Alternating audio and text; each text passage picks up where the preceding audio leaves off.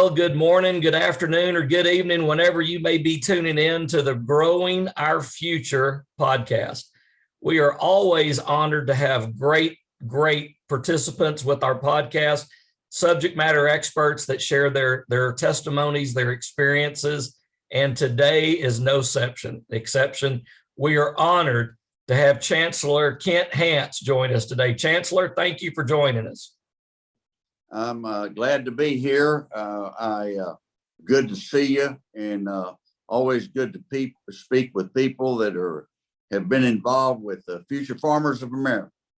Well, we're going to talk about that, and I want to start off by asking you a question that I ask every guest, the very first question, and that is, Chancellor, what are you grateful for today? Well, I'm grateful for God, mother, and country, my family. Those are important things that are close to you. I'm just grateful for the opportunity to live in this country. Yes, sir. What a blessing. No one in my family had ever been to college. My dad had an 8th grade education, good-hearted, working man. And my mother was a secretary at the courthouse in Dimmitt in Texas. And they gave me good fundamentals and taught hard work, and all that has blessed me many times more than I need to be. But and I'm thankful for those blessings. I couldn't agree with you more. And I always start with that question because we try to encourage the kids and the teachers that if you get to listening to the news or you get too enthralled in social media, if you're not careful, you tend to get a little negative. And really, if we look around and we look at all the opportunities in this country, in this great state, and all the blessings that we have, it'll kind of energize you and kind of get you refocused on opportunity. And that's what we want to talk about today is the good things and the opportunities, and even how those pathways that you took landed you where you're at today. Right. So with that, I'm going to let you reach back and tell us a little bit about your journey, because you've had a very storied career, both in public service, both in service at the university level. And it's definitely a testimony that we can all learn from. And that's what we want you to do, is pour into us, share with us how your journey took you to where you are today. Well, I grew up on a farm. We did in the summer after we cut wheat, you'd have to plow that wheat field and do a little turnover of that plowed ground. So you go in and plant for the fall, wheat crop. And so after we combined, I would plow when I was 12, 13, 14 years old. I'd plow all day in July and in August. I was ready for school to start. School didn't start till after Labor Day then, and these new people want to start school, in July. I'm thinking, where were they but I learned a lot. I was on a tractor by myself, and there wasn't a farmhouse nearby. It was about 15 miles from where I lived. And my dad would take me out there about 7 in the morning and come get me about 7 at night. Mm-hmm. And so I was working half a day, 7 to 7. And, somebody tells me about working half a day. I mean, that's when you work half a day. Somebody said, how many hours a day? They're 12, in that half, and 12 in the next half. So you had 24. And I dreamed a lot of dreams. There wasn't anything else to do. It was dull. An exciting day would be when you'd see maybe 3 or 4 pickup trucks drive by, and you could wave at them and give you something to think about. And but you dreamed a lot of dreams. And my motto's always been dream no little dreams. Dream big dreams. Mm-hmm. And so there was a lot I wanted to do. And I, on that tractor, I ran back some punts for kickoff, for touchdowns in Cotton Bowl.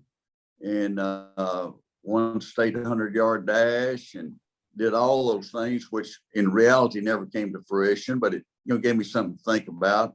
And also I thought about politics some, and that enthralled me. And so, hard work, that helped me get a foundation that was very important to me. In high school, I was real active in vocational agriculture, FFA, and did well on chapter procedure. And the ag teacher, J.O. Seal, I remember his name, one of my favorite teachers, J.O. Seal, he told me, you're really good at this. I was chapter president, and we were trying to win district. We won district, one regional, and something happened. We didn't go to state, but on chapter procedure, we had a good team. And you'll have things in livestock judging, and you may win state. And we had a trailer, pulling a trailer on a tractor, and things that you had to learn: discipline and details. It's very important for young people. Listen, the two things you've got to remember are details and discipline. You've got to be disciplined and stay on top of issues, but you got to take care of details. All successful people I've ever been around, I watch them. I watch them like a hawk. I want to see what they're doing, and they all take care of details. So if you're hiring somebody and you can assess that they don't take care of details, don't hire them. They're going to have a lot of problems. And if they take care of details, my old fraternity brother and dear friend, Ed Whitaker, was CEO and chairman of the board of AT&T and later General Motors. And one time when he was CEO and chairman of the board of AT&T, we went out to lunch in San Antonio. Went to a little old place called the Bamboo Bicycle Club. It's kind of a fast, it wasn't fast food like McDonald's or Burger King, but it was wasn't slow. But they had trays. When we got ready to leave, the trays were over in a pack. And your trays, they're made so they'll fit in each other, so that you stack a bunch of them. And somebody putting some in there crossways, and they were all messed up. Ed Whitaker, CEO and chairman of the board of AT&T, he took maybe 2 or 3 seconds, but he got them straight. He didn't want to leave that restaurant with having put a tray in there and it not been in the right place at the right time. Wow. He took care of details. There's something to be learned from that. And so if you're going to do anything, you want to do it right. You want to take care of details. The other thing I've learned, my favorite word is anticipate. If you can't anticipate what's going to happen and have backup plans for everything that can come about, you're going to have a long life and it's not going to be productive. So FFA helped me a lot. I was good in chapter procedure. I wasn't that great in lamb. I had a lamb one time. I was showing it at the Dimmick show, the Dimmick Fat Stock Show, Castro County, and Ollie Liner, county agent from Hale County, Plainview, was a judge, and he was going to, and he is feeling of those sheep, so those parents would think he knew what he was doing, and so he came along and he walked past mine. He didn't feel my sheep. I said, Mr. Liner, you didn't feel my sheep. And he came back and felt it, felt of it, and moved it from 3rd place down to 7th place. I learned then, if you're in pretty good shape, don't push your luck. And so later, when I was a congressman, he introduced me, and I told that story. And he later got up and said, if I'd known he was going to be a congressman, I'd have picked that grand champion out. Had a great sense of humor. Good man. The people that work with me as county agents, as FFA advisors, they really helped me so much. Mr. Seal always had some funny things. He said, if you cut a piece of rope or wire or string too long, there's nothing you can do about it. You have to throw it away. But if you cut it too short, you can always splice it. That's the way the government works, he says. They always splice and things. And of course, it was a joke, but it was pretty funny. A lot of people kind of look and they think about it and everything. But he was making fun of the way that some people go about solving problems. I got to tell you, the reason I'm smiling is because my staff and my interns, when they watch this interview, they know, because our manual, our employee manual, and also our intern manual, the very first thing when you open up that manual is right across the top. It says details, details, details. And does it? Yes, sir. And, I grew up in the Texas Panhandle, just right down the road from you. I grew up at Cal Farley's Boys Ranch. And Yep. So I spent a lot of time working on the ag programs like you did. And like you said, my dorm parent out there, which my oldest son is named Chandler after the guy that raised me out there at the ranch. And he would not let us have anything but an ag job. And he always said, he goes, "Darling, you're never going to learn anything unless something depends on you." And, that's great. That there's a lot of, you learn a lot of discipline and responsibility knowing that something depends on you. And I love your story, because not only did you care for that lamb and did you care for that role that you played on the parliamentary procedure team, but you carried that one day into service to other people, and it translated. And so you learned a core value that can translate into other opportunities. And whether you were the CEO of that AT&T company, or whether you're a congressman from the Texas Panhandle, you had people that were in your care. You had responsibility, and you had to be disciplined. You remember the late Charlie Scruggs. I'm sure you remember Charlie Scruggs. He's And a Texas Charlie, Tech guy, Texas progressive farmer. yes, sir. Yes, sir. Just one of the best of all time. So when I started in my job 22 years ago, Charlie was the chairman of the foundation board. And I remember Charlie used to say the same thing to me, Chancellor. He always told me, he said, "Aaron, don't ever have small thoughts." He goes, "Have big thoughts, have big ideas." And I've never forgot that. And so here I'm talking to a guy that I would also put in that legendary status as Charlie Scruggs. And you're saying the same thing. So if I'm a young person listening to this right now, I really hope that you're hearing what the chancellor said. That's the reason we're doing these podcasts. If you can't dream big, you can never be big. If you can't dream big, you can't inspire those around you to be big. You got to be able to think big. Right. Absolutely. Well, in ag also, I showed a Berkshire hog, and I had sheep, hogs, and I had a duck one time, but that was in 4-H, and it got first place, but it was the only duck that was entered in the county show. And my mother told me if it had been 100 ducks, yours has still been first. And I was young enough to think that was probably true. As I got older, I thought, well, there might have been a better duck in there someplace.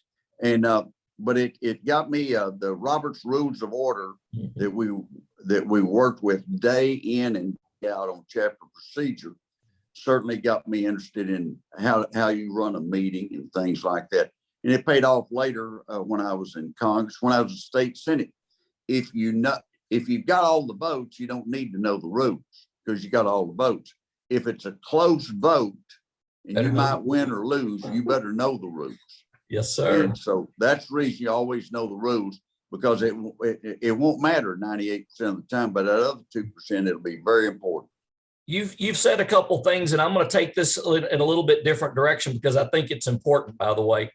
Number one, you said something a second ago that I want to piggyback on, and you said spot trends quickly. I think that's wise to anticipate.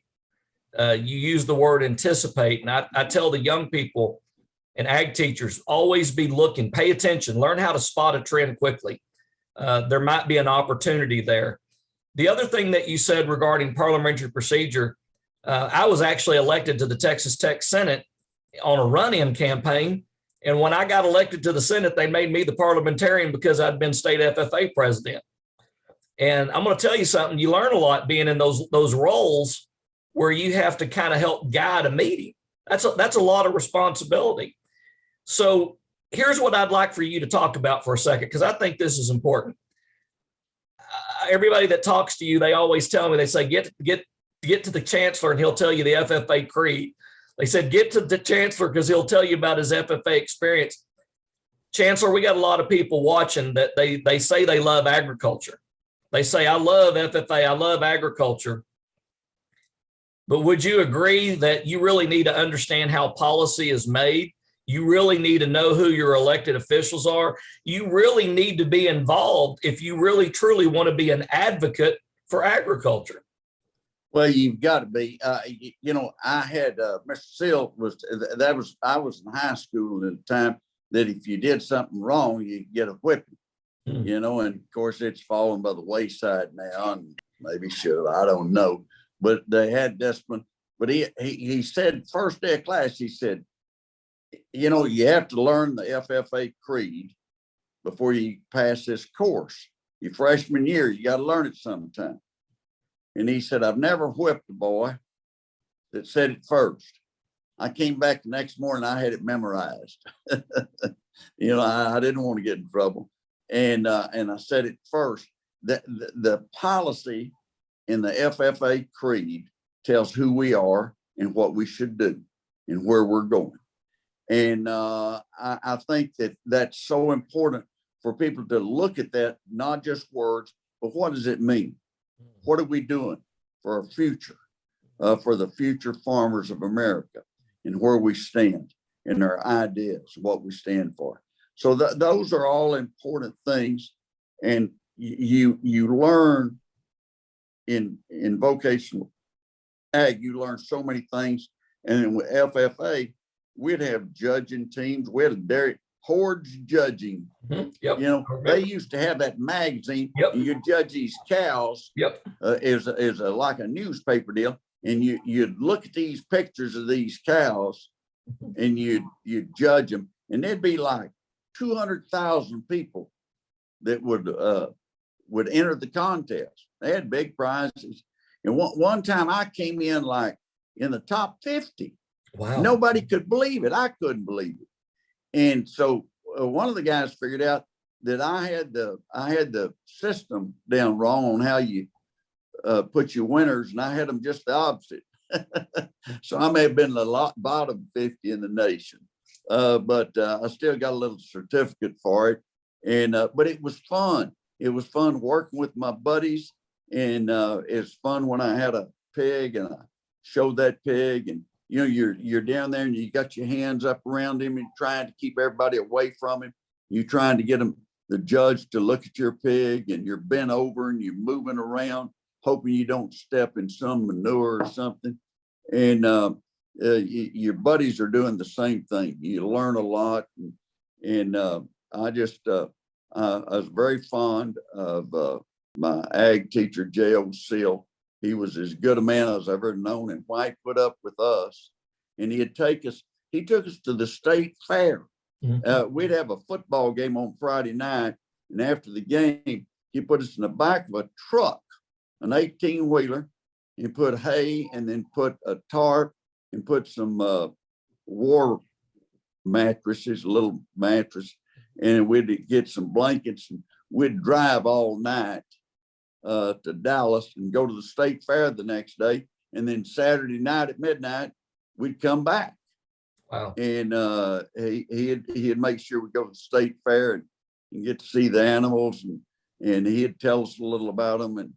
And he always said that these hogs that they bought in Pauls Valley.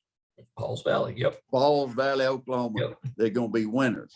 Mm-hmm. He said they take a lot of pride in what they do. They're proud of it.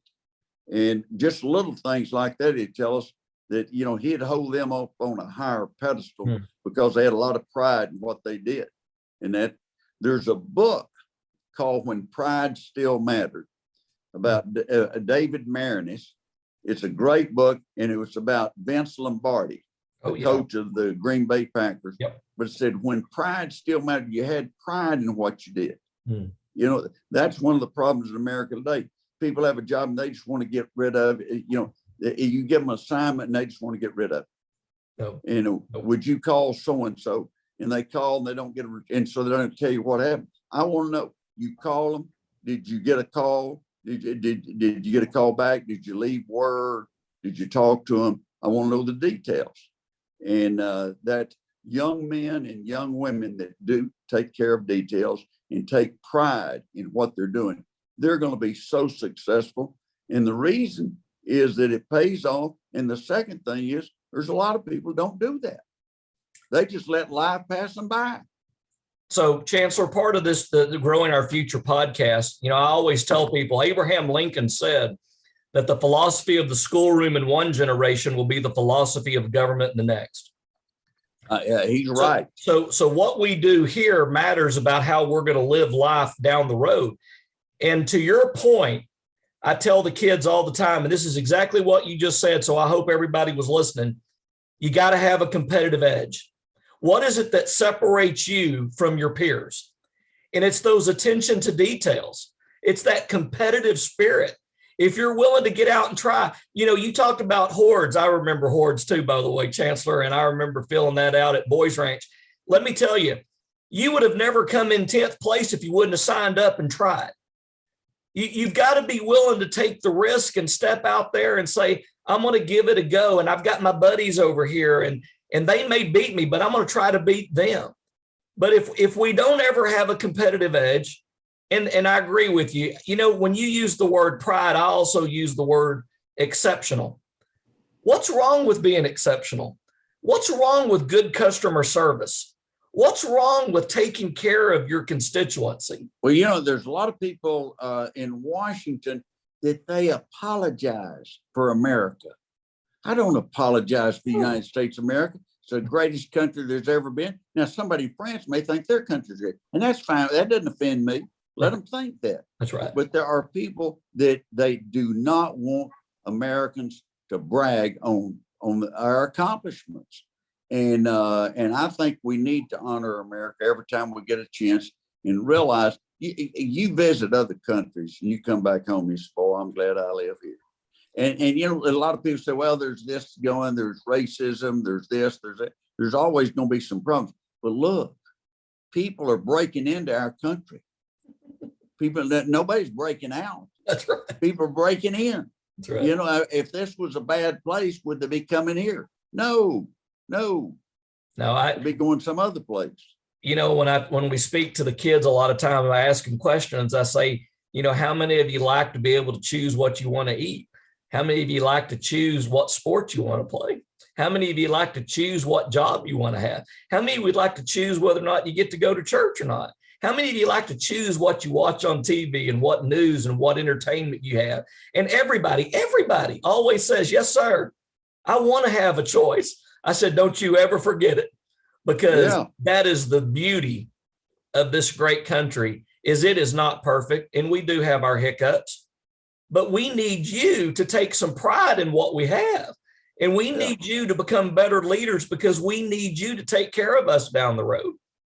Let me mention something that's important. When I was in high school, we had the Brown versus Board of Education, the segregation integration issue that came up, and the Supreme Court made a decision, and they made the right decision. They integrated the schools, and Dimmitt was one of the first schools to integrate. And the result of that, one of my best friends was a guy named Junior Coffey, who went on to make All-American University of Washington and played for the Green Bay Packers in the first Super Bowl. Oh, wow. Ranked Super Bowl champion #1. And we raised pigs together. We went on ag trips together. So here's the reason I love that FFA jacket. The reason I love that FFA jacket is when you put that jacket on, you zip it up, you look just like everybody else. Nobody knew that I came from a broken home. Nobody knew that I got my dinner out of a garbage can. They didn't know what my test scores were. I had the same opportunity as everybody else. And I tell people all the time, if we could get more kids in that jacket just gives you a hug. That jacket doesn't say I can't hug you because of the color of your skin or because of your religion or your sexual orientation, anything else. That jacket just says, come on in here. Let me give you a hug and let me show you where there's an opportunity. Absolutely. One of the things that I see those kids in jackets, when I was in Congress, I was waiting at the light to change. I was going from the Longworth building over to Congress to the House floor to vote. And there were a bunch of kids with the FFA jackets on. They had that blue and that yellow. And I was standing there waiting for the light to change. I said, "Who's by the owl?" And they kind of looked at me and I said, "Who is by the owl?" And this kid said, "Chapter advisor." I said, "That's good. Where's the sentinel?" He said, "He's by the door." And so they were asked, and they said, "Well, what do you do?" And I said, "I'm a congressman." I said, "You got to learn that stuff before you come up here." And Wow. They all kind of laughed. But I see somebody from a background of agriculture. I always ask them, "Who's by the owl?" Chapter advisor. Who's by the bust of Washington? Washington kept records. So do we. Who's by the rising sun? Where's the reporter? Where's the treasurer? And just little things that, I'll be 80 years old in 2 months. And I learned that when I was 15 and 16, and I still remember. Well, real quick, let's talk about leadership real quick, because I know that you have a very popular course at Texas Tech on leadership. And I just want to dive in real briefly on leadership. If there was a kid listening right now and they were looking for 3 tips on leadership, 3 things that they could put in their skill set that give them a competitive edge, what would you tell them? First of all, work hard at what you do, because if you work hard at it, you'll know more about it. Second, listen. There's a lost art in America today. People don't want to listen. You're talking and they're trying to think of what they're going to say. Listen to people. And then 3, give them a vision of what you think you should be doing, what you should have. A vision for the future. And I think that's so important. But they've got to respect you. They've got to, look up to you in some way, and you've got knowledge, and they may be better in other areas, but knowledge is power. And if you have that knowledge of the subject matter and you work hard at it and you have a vision of where you should be going, then you're going to be in a good position to be a leader. And you have to have good credentials as a citizen. If you're going to be a leader, you've got to be somebody that they admire and respect. And everybody has that opportunity, don't they? They do. And look, you don't have, some leaders, or maybe president of the United States, some may do this, do that. Some leaders are relatively quiet, but do a very good job. I know in my law firm, I've got a couple of guys that aren't big talkers, or not big courtroom lawyers, but they're really good at what they do. In their areas, they are leaders. That's right. I've got a good friend. His name is Doc Ballard, and he's a Medal of Honor recipient from Vietnam. Okay. And Doc, one time, Doc and I were driving, and, I'm trying to think of questions to ask him that might not be the typical questions that a Medal of Honor recipient would receive. And so we're driving, and I asked him, I said, "Doc, in America, you're what we call a hero. And I'm curious, in your world, who is a hero to you?" And I'll never forget Doc. He said, "That's a good question. You're gonna have to let me think on that." And so we drove on to our destination. We went to a meeting, and we were on our way back, and I'll never forget it. He said, "Aaron, I'm going to answer your question." He said, "A hero to me is anybody who goes above the call of duty." He said, "There are parents that go above the call of duty. There are teachers that go above the call of duty." He said, "Yeah," he goes, "I want to call the call duty in a military situation, but there are people that do it every day, Aaron." And he goes, "Those people are heroes." There's no doubt about it. And I'll tell you something. When I was chancellor at Texas Tech for over 7.5 years, but I had people that gave everything to the school, worked hard for it, did everything. They got no recognition, didn't ask for recognition, but just like I went out, we had 26,000 students. I wanted to grow it to 40,000. We did. And a woman named Jamie Hansard from Wolford, Texas. She and her husband Dale live there, and shows up to work every day, works hard, organizing their recruiting and did a great job. There are people that I've talked to that work at A&M that John Sharp talks about, that it wouldn't work without those people doing their job and being leaders in their area. And you got to have that. And so I think that if you go beyond the call to duty, see, too many people just want to do just get by. Look, those people, I got 2 words for them. You're fired. That's just get by. If they want to just get by, go to work for somebody else, not me. Chancellor, I've got to tell you this as we'll wind up. Kent Hance, the best storyteller in Texas, is the name of my podcast. Go to Spotify, go any platform and put in Kent Hance, best storyteller in Texas. You'll like it. Show it on your screen sometime, and you'll like it. There's some funny stories in there, and you'll learn some things also and have a good time doing it. It's on 15 to 20 minutes every Monday morning. Love it. I will make sure that we definitely put that in our podcast notes. One of my favorite books on leadership is called Unstoppable by Dave Anderson. Dave Anderson said there are 4 types of mindsets in every organization. You're going to love this. 4 types: undertakers, caretakers, playmakers, and game changers. He goes, undertakers, they're nothing but negative Nellies. They've always got the skies falling mentality. He goes, you got caretakers. Caretakers are box checkers. They pay attention. They pay allegiance to the status quo. You give them a job to do, and what do? Check the box. I did the job. Playmakers. Playmakers are people that they do something great, but then they let the pat on the back turn into a massage. He goes, what you really want to be is a game changer. It's somebody that's always bringing passion and energy and innovation and paying attention to where there's an opportunity. And they don't get caught up in undertakers. They don't just check boxes like a caretaker. And they do want to do more than just make one play. They want to be unstoppable game changers. And that's really what we want the FFA members to become. We want our kids to become game changers because our state and our country need them. We need them to step up and be the kind of leaders that will take care of our food security, that will take care of our natural resources, that will take care of our country and protect it. And FFA did that for you. It did it for me. And I believe it'll do it for those that follow in our footsteps. I agree with you. I love FFA, and it was just great. And I always smile from ear to ear when I see some young boy or young girl with that jacket on. Me too. All right, Chancellor, I got to ask you one last question. Yes, sir. I wrap up every episode with the fun question. So here's your fun question. What is the best concert that you've ever been to?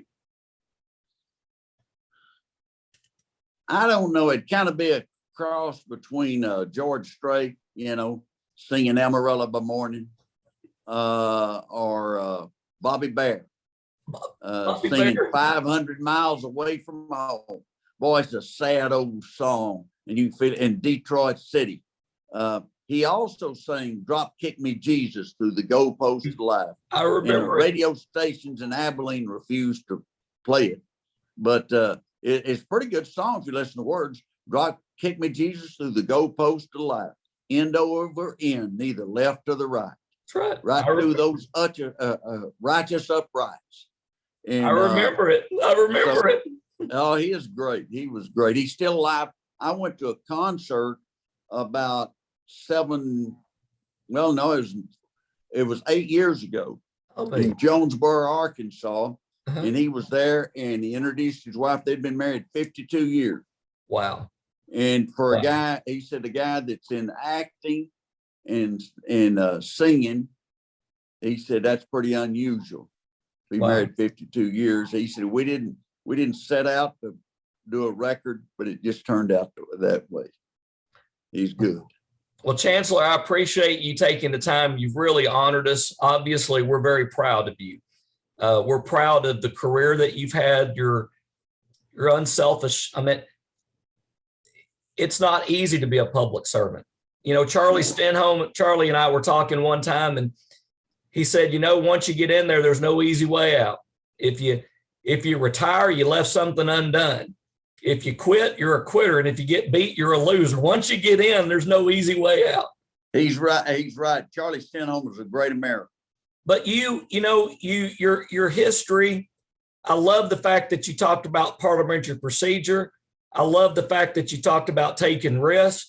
I love the fact that you talked about having a competitive edge. Everything that you shared with us, Chancellor, is exactly what we want to empower young people with.